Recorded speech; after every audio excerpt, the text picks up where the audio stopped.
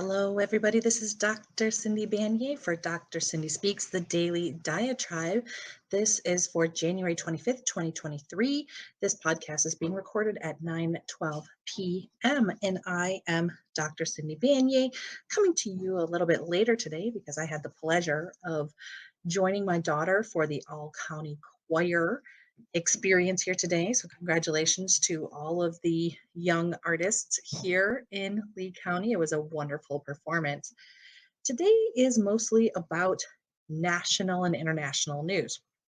We received word that the United States will be sending tanks, the Abrams tanks, 31 of them, in fact, to Ukraine. This is something that Ukraine has been asking for because it can significantly increase their capacity to fight the Russian invasion on their streets.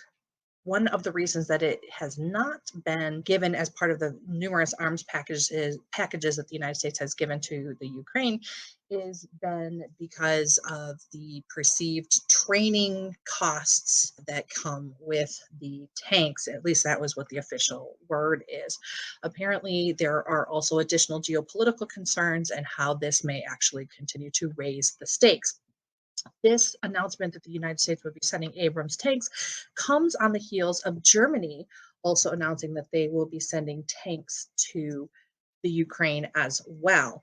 That is part of the plan to have the United States go along with the tank armament, partially because if it had been unilaterally only Germany, then that could be seen as a major provocation because Germany is a NATO country and very much closer in the regional proximity, and Russia could construe that if as an additional provocation. So the United States coming in is showing more multilateral support for Ukraine, at least so the theory goes. Now Ukraine has also been asking for F-16 fighter jets. So we will see how that next component will go and whether or not the United States is ready to continue to raise the stakes in this ongoing incursion and Russian expansionism into Ukraine. Additionally, in the United States, we saw in Congress more political shenanigans, let's call it that. Adam Schiff and Eric Swalwell, who are two Democrats that had been major players in the Intelligence Committee and particularly in the impeachment of Donald Trump.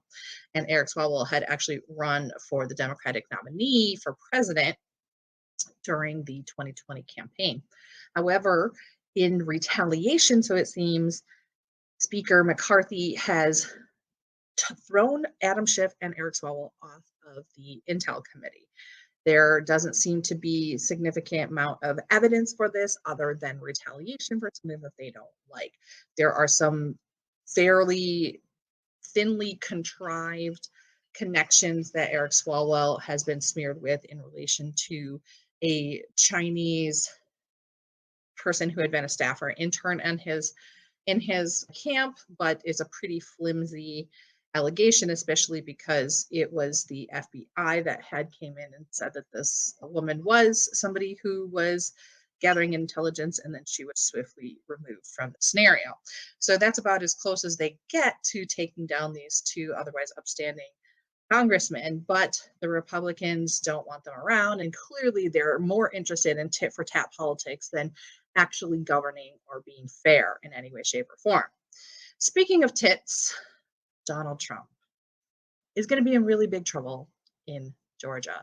So it was revealed yesterday that the Fulton County DA had gotten a referral from the grand jury there that they are referring Trump for indictment on the charges related to the interference of the election in 2020. So those famous phone calls that he had made and asking the various officials across the state of Florida to find the 30,000 votes or whatever that he needed. And so this is a crime, right? Using his influence as president to call other elected officials and bureaucrats and asking them to do his bidding is quite illegal. And so he is going to be under criminal indictment for this. And it seems as though that the Georgia Fulton County DA is going to be using statutes related to RICO, which is the racketeering set of laws that usually are used for other types of organized crime. And it's further proof that Donald Trump is the head of his Trump crime family and has lots of experience, practices, and ideas that he's gotten from his connections in organized crime in New York, in with the Italian mafia in the past, and the as well as now with the Russian mafia and oligarchs that are continuing to control him and have now set up shop here in Florida.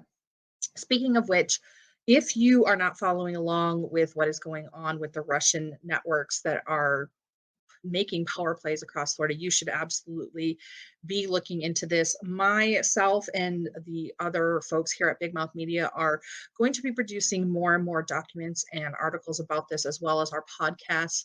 Definitely check out our most recent and misinformational episode 5 that's going to be airing tomorrow with Rebecca Jones and I. We talk about Ron DeSantis and his COVID lies, and we start to talk about some of those Russian connections. I'm going to be looking into it specifically because more and more of them are popping up here as part of the Michael Flynn backed extremist takeovers of the local Republican Party. So I'm going to be talking about that and looking into it. And you should also check out on Big Mouth Media. We have special articles from Rebecca Jones on her misinformational website. We have the 2 articles looking into Ron DeSantis's past, some of his misdeeds, and just really murky stuff like with what happened with his sister and his academic record. And a lot of it's not really adding up. And what we do know is that he was a mediocre dude, and actually for as cool and top gunny as everybody likes to portray him, he's actually needs to be handled quite a bit by his communications team because he's otherwise short-tempered and not as charming and charismatic as you would like to see. But anyway, keep up on that. We know that Ron DeSantis is making Florida the laboratory for authoritarianism here, and we will be continuing to talk about it here on Dr. Cindy Speaks and Misinformational and any other podcast where it's relevant here. And that is going to be all we have for today. Thank you so much for joining us here. I am Dr. Cindy Banyai. This has been Dr. Cindy Speaks, the Daily Diatribe, and we'll see you next time. And don't forget to check out all of our amazing independent media on Big Mouth Media. That is bigmouthmediafl.com. Thank you so much.